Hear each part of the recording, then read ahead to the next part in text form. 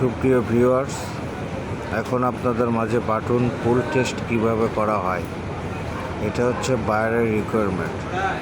কিভাবে পুল টেস্ট করব, কিভাবে মেশিনে ঢুকাবো, কত কেজি দেব, কত কেজিতে ফেল, কত কেজিতে পাস, এই ভিডিওটির মাধ্যমে আপনারা বুঝতে পারবেন বাটন পুল টেস্ট আমরা কিভাবে করে থাকি।